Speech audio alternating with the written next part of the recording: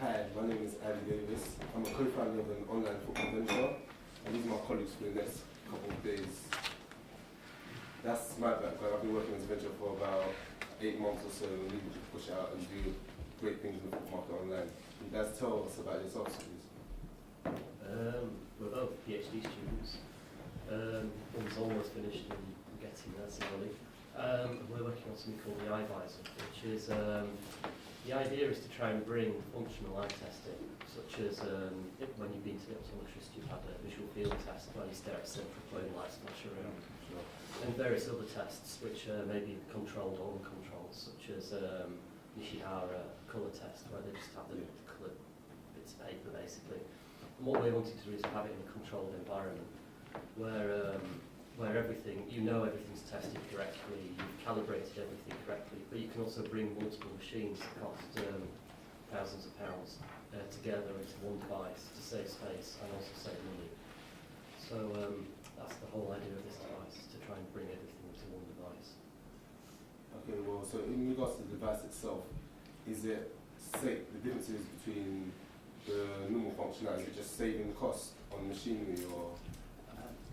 And also, bring out some new market as well, because with those, currently with those professional or very crude tests, it's impossible to test at home or do self-test. Sure. But with this kind of all-in-one functional test, you can do a run self-testing at home or in the community, and the data or the test result can be sent to your, for example, GP, which would save the resource as well as the member. So the idea is it's a portable device as well, it's head mounted, rather than being a big clunky contraption that's very heavy and can't be moved around. It's a small device with in effect a small screen, which is a very high quality screen, which allows you to display anything on it basically. So rather than having a device that's based on, let's say, a projector that can only show little dots, you can show little dots, but you can also show various new techniques that may come out and be developed.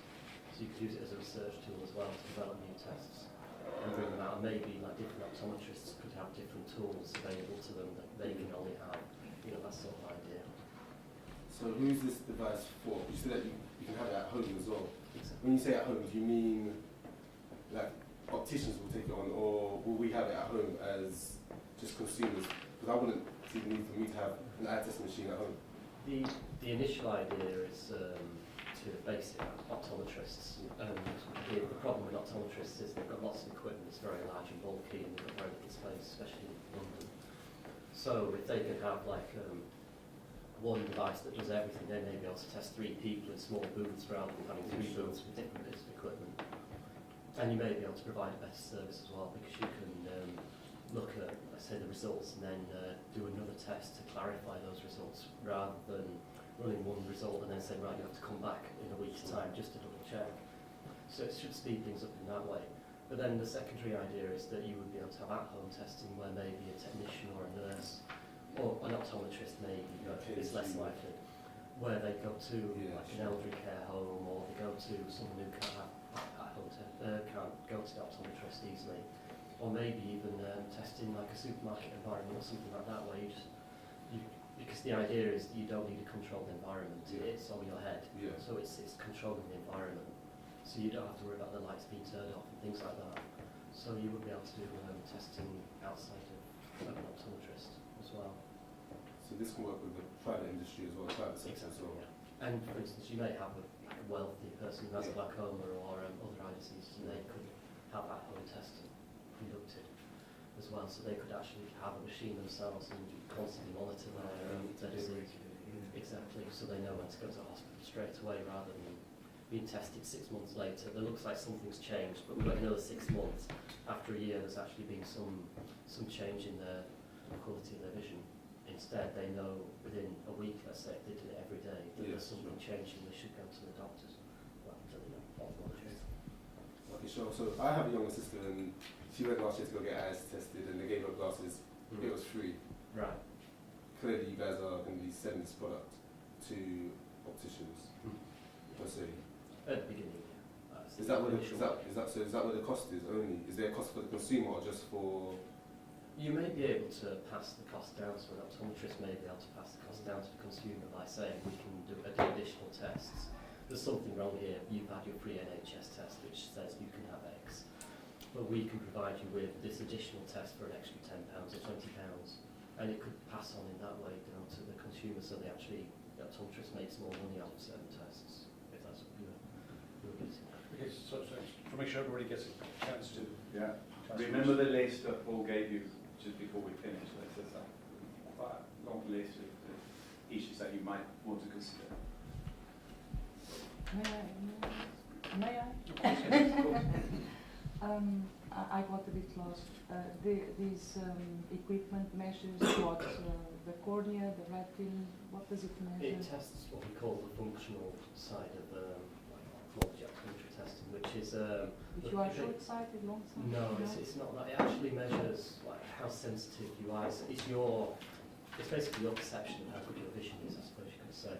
So if you're looking at a central point and a light flashes at a certain point, can you see it? Can't you see it? How bright is that light? Can we make it duller and duller and duller until there's a point at which you can't see it anymore? And that's one type of functional testing. And then, for instance, there's something called the MDT, which is being developed in Moorfields, which looks at your motion perception over different areas of your field. And this allows you to then work out if there's anything wrong with your vision. So we can take a picture of the back of the eye. Not focus. Does it measure that? It's not to do with focus. That's purely like the side of like looking if you need glasses and things like that, which we believe this.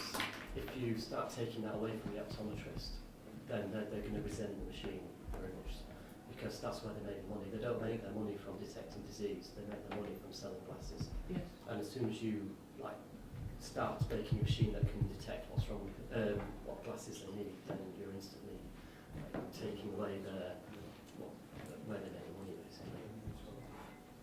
But usually, when I go to doctors, I go through several machines. One blows my eye, another is a flashlight, another is an image, and I have to focus. Does this equipment does all that in one? Well, it sounds like you have gone through like both a structural measurement, which measures the structures of the various perspectives of your structure of your eye, and what we do is the functional test. It's basically how the eye is functioning. Well, structure and function are related, and that's a scientific topic we don't want to go into. But essentially, the function is people who cares, because that affects their quality of life directly, and that's what the machine is aiming for. So it doesn't take any structure measurements. For example, the length of the eye axis, like the pressure of your eye. They don't do that, but it just measures the function or the quality of how the eye can action to the real life. How far along Thank you. does it actually work? Or? We have, you could say, the second prototype, which is unfortunately got damaged on the way back from America, but it's just in repair at the moment. But we're hoping it'll be at a stage where we can test it on some people soon. But we have got a working prototype. Well, we should have in a month or two's time. Exactly. One thing, just to clarify, so this isn't for everyone, this is for people that need eye medical care. No, well, it is for everyone, basically. But the idea is that you'll be able to home in to different people, depending on what is wrong or isn't wrong with their vision. But it's looking at how well a person can see, excluding their focusing ability. So it's looking at, let's say, if you had glaucoma, it'll be able to look at what area you have damage to your eye, for instance. And then there's multiple tests you can put on it to make sure it is glaucoma, let's say, and not just a mistake in when you ran the test, for instance, and things like that. And for people who has already got disease, that you can follow up the patient apparently. But for the people who haven't got or haven't found any disease yet, that we aim for the early detection. For example, like glaucoma, if someone found there's something wrong with their eye and they go to a hospital, that means 40% of their ganglion cell has already died, and there is no way to reverse that process. So, which means if you attend this sort of test very frequently, and that will detect the early defect of the eye disease. gives the optometrist various different tests rather than focusing on one test. So if they think you may have glaucoma, there's a small chance of it because of the outcome of one test. Yeah. You could then run a test that's more specific to glaucoma on this machine. So you should, in theory, get better care rather than just running the machine they have. And you're saying, well, it could have, but we don't really want to refer them to the ophthalmologist because it was a bad referral, it might be bad on them. So then they'll wait until the next time, and eventually when it's very clear there's something wrong, then send them. What you just said is important. You said that, okay, if the test they run detects you have glaucoma, then your machine, you can set it to search that. So your machine, there's different aspects to it for different diseases. Exactly. So there's going to be certain, for instance, glaucomas, motion affects glaucoma. So you can do a test for looking at motion detection in different areas of the person's vision. But for instance, you wouldn't run that in a general situation because you wouldn't be able to look for other diseases. So you would run one test to see if there's anything wrong, but it's not specific. And then you could run another test just for glaucoma to clarify the result. So that's the idea of this, is that you could say to the person, there seems to be something wrong. If you want to pay £10, you can run this next test just to make sure we can send you off to the ophthalmologist quickly. So that's the idea, I suppose. So if someone was to buy it from their home use, say someone wanted to do the regular check, would it be easy to use for a person that isn't an optician? The idea initially is to create it for an optometrist. But that later down the line, we imagine that it could be used in this way. And maybe we could even create a cheaper version of it, basically. Because at the moment, you're looking at, I mean, it's going to be substantially cheaper than even one of the machines that an optometrist use. So we imagine something around £10,000 for the machine. But like the average Humphrey visual field machine, which is what we use for flashing light test, that's about £25,000. So we're looking at a substantial price drop anyway. Another potential market is not only the optometrist, but also, for example, the insurance company, like in the US. Because treating any disease basically in an advanced stage is much more, maybe 10 times more expensive than the early stage. That means if you can offer this device to your customer as an insurance company and detect the disease early, that can potentially save your money. Yeah. And the idea is it's going to be, you could use it by anybody basically in the long run. I mean, obviously that's quite complicated software to try and make it simple as possible, but if a technician taught for 1 week could use this machine and you could just have people coming in and out of the door, then you could go have a much higher throughput of people, and you could probably run tests much more frequently and in much better situations, such as in supermarkets and things like that. Yeah, well, that's good. You can use it anywhere. Question also. Could you please tell us some more about your technology? I mean, technology of measurement. Do you apply some existing technology or it's some new technology? Because as I understand, you combine different measurements, you combine different technologies of measurement in one equipment. So what's about technologies? The idea is we're basically getting a batch of pre-used tests, because the problem with medicine is that you have to prove it works, and that can take an awful long time. So our idea is basically we'll put the pre-used tests onto this device, and then we use a special high specification screen which allows us to display the same levels of quality, but in effect it is just what is used in a projector, but to a very high specification. And it's the most expensive component of the device. The screen costs about £6,000 if you buy one of them. So it's very expensive, but it allows us to be able to run multiple tests on it. But it's just a micro display in effect with a computer system built in to allow you to put multiple tests on it, which means that developing for it is going to be very cheap as well, because it is just a screen.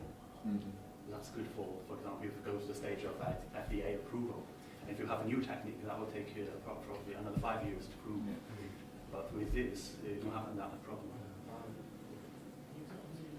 Do you have a special software an algorithm to?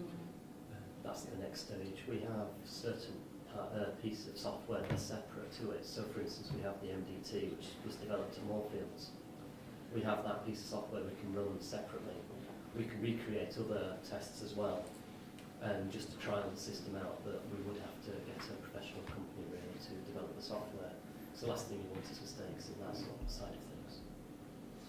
How easy do you think the customer can use it? I mean, do they need a certain training or? For an optometrist, it should be quite simple, and that's our initial market. And then after that, we can work on trying to simplify the software to make it more like more friendly to people.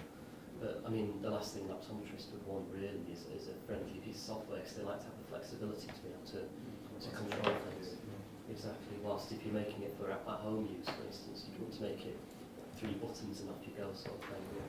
So it's a different market, and if anything, I mean, it's much more difficult to make something that's complicated simple. So start with the complicated, make it what the optometrists want, and then simplify later on. Anybody else? Nice.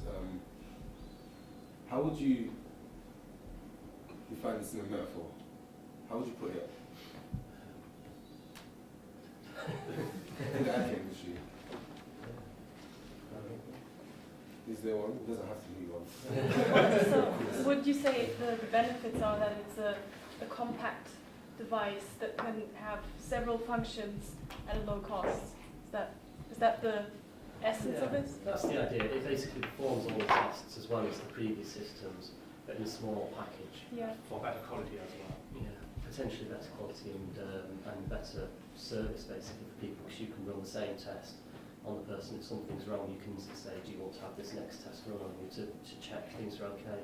But is that based on its size, or is it just that you can easily program it, or what is it based on? Is it basically all of that? It comes into the fact that optometry equipment generally is very expensive and very large, purely on the fact that it's old. If something works, you don't change it because it's just so expensive to create a new machine. It has to be tested thoroughly and everything else, and it just becomes a pain. So like the Humphrey Field analyzer is £20, 20 years old, and it just hasn't changed. So we're recreating this, making it smaller, making it cheaper because we've got new technologies that weren't available 20 years ago. And so it all comes into like, lots of multiple things that make it a better machine in general. How often do they do these tests? It varies. It varies. I mean, they usually do it every 2 to 3 years for someone who doesn't have anything wrong with their vision. But I mean, if you go to the optometrist more frequently, then you may have it done more frequently. But if you've got glaucoma, for instance, they'll do it every 6 months, maybe even 3 months if they're concerned about you.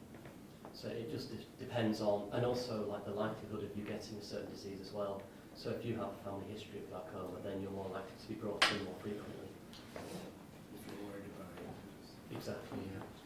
You said, in the answer your question, you flat said that because the technology you use right now in the accurate world is old and is expensive, about 20 years old. Exactly. Why are you able to do it? Why are they not able to do it?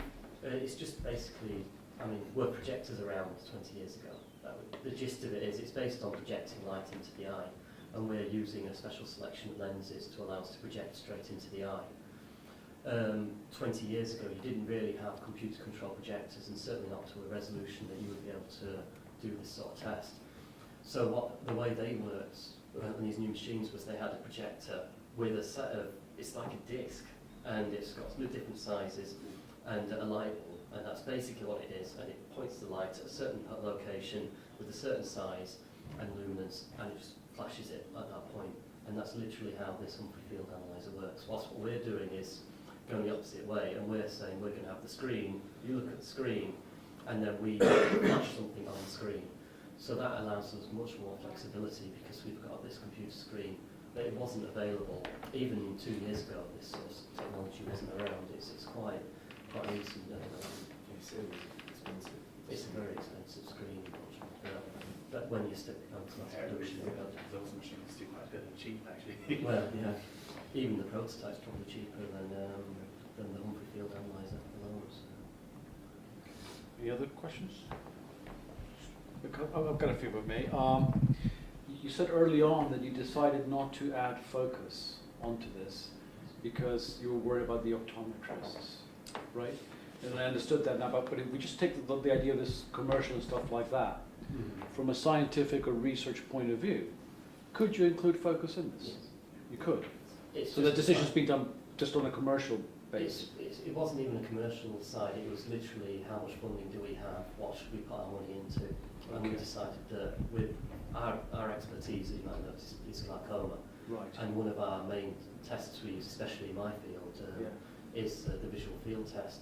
And there's multiple different visual field tests, but there's a few that are like the main ones. And we thought it'd be a lot nicer if you could have a small device that was put on your head, rather than putting your head in this big domed contraption. And in my case, I actually run these visual fields over more fields on patients. And it's incredibly frustrating working in this environment because you've got two machines in a dark room. You've got to get a patient who's got partial sight, trying to get them in and out of a room while someone else is being tested. You've got people trying to write information down on paper in a dark room. It just doesn't work.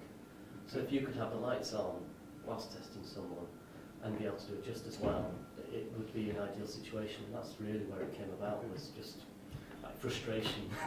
So I think that's the origin, because listening to you, and tell me this is right, it sounds like the biggest benefit of this whole thing, before we get into sort of the money, is just versatility. Somebody was going to say, the one thing that has asked is versatility. So if you had enough funding, and you weren't worried about the repercussions in the field, could you just build one machine that does everything and is focus the only piece missing? No, I mean, there's the structural side, which is how things... In general, the structural side of the machine is much more complex than the functional test. So if they say that in our device, we need 4 or 6 lenses, that will be fine. But in structural machine, could be 30 or 40 of lenses in the machine. And we can put some of the structural measurements, for example, the simple retinal fundus camera in it, which will satisfy most of the optometrists. That should be, it's feasible. We haven't proved that, but from just the experience or from what I read from literature, that's possible. But we wouldn't be able to cover all of the structural measurements, because again, the structural measurements is improving every month, and to include everything in it it's not that good. There's also the weight aspect as well. I mean, if you imagine getting an elderly person to stick this on their head, Right. if it's going to be resting on the ridge of the nose as much as on their head to make sure it stays in place and the lenses stay in place and everything. So the last thing you want is to start adding more and more weight to the device. So it was just our decision was that focusing, working out like the best focus for people just wasn't really the ideal situation. Maybe if you were looking at like a device for the third world, then it would be very, very useful. But for a starting point of working in Britain, it would probably cause more trouble than benefit. Just one other thing, and as a layman, one thing that sort of confused me, because I think about this. You mentioned that the real key thing about this is this micro display chip. I think is the term you use. Is a really expensive thing. Is that somebody else manufactures? Yes. Okay. So I guess what I'm confused about is the real big new innovation out of this.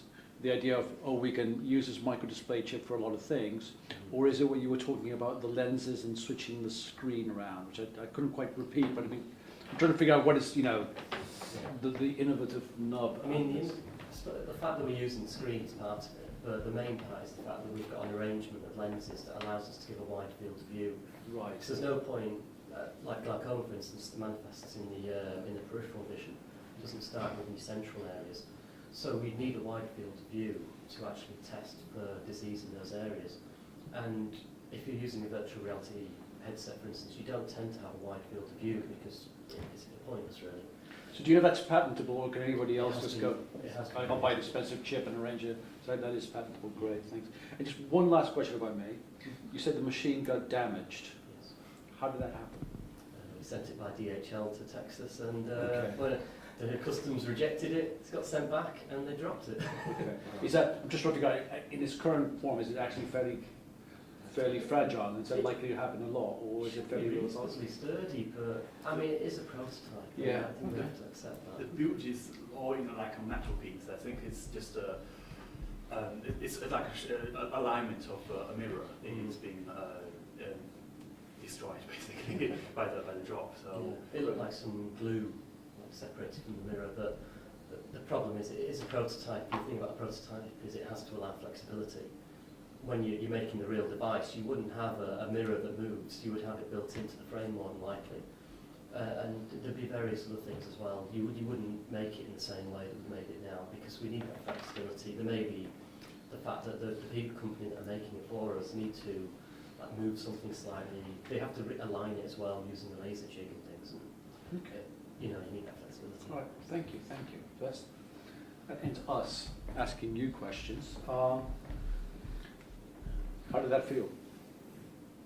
Fine.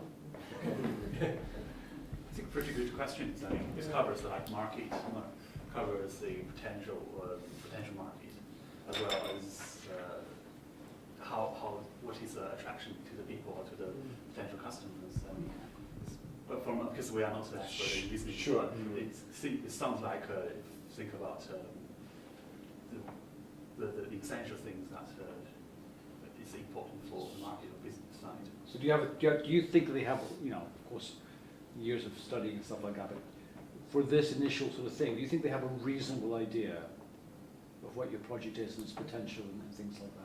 So I think the description was all right. I mean, we probably could have prepared slightly better. Well, we didn't. You've been working with it a long time, so I'm not sure that, yeah. Yeah, exactly. But, Is there anything they should have asked you that just... no. I mean, the obvious question was the fact that how did it get damaged, and this came up in another situation as well. But I mean, like I say, it's a prototype, and hopefully it'll be more sturdy. But again, you're not really meant to drop it as well, which is the key point. Okay. Great. Well, anybody else? If not, that's... Sorry, yeah. can I just say Of course. something? There are a couple of things which I would have asked if I was able to. And firstly, especially if we're thinking about bringing this product to market, I'd have asked maybe about the sort of regulatory requirements for this type of device and what the sort of, you know, the timescale, because you guys mentioned it, but no one in the room sort of asked that. Because medical devices, as you know, I mean, they're very much more complicated to bring to market than a consumer device. Also, no one really asked about the sort of technical obstacles that remain between it being finished. I don't think, unless I wasn't paying attention, no one was asking, you know, what do you still need to do before we're ready to go out and sell this manufacturing? So, and I think I had one other question which you sort of asked, but I'm not quite sure. I think I'd have asked them to elaborate on was if this is a great idea, but why has no one done it before? And you sort of asked that, and you said that we haven't had the technology before, but we've got the technology now. So why aren't other people in the world doing it now? Just, yeah. Thanks. Okay. I've got one other comment for you guys. I think I've done quite the count. Maybe 3 out of 4 of you asked questions, and the rest of you didn't. So we're going to change the format now with Justin. And what we're going to do, you're very welcome to stay if you'd like. We also understand if you don't want to. So it's completely up to you. And if you want some more food, thank you very much for that. With Justin, what I'm going to do is we're going to take turns. And we're going to go around the table. And everybody's going to ask a question. We'll keep on doing that until 20 minutes are up. There's no hiding here. Can I suggest that we start with the people that haven't asked any questions? Yes. Is that fair? Yes, absolutely. Well, are you guys leaving? Thank you very much, guys. Thank you very much. Have an applause for this.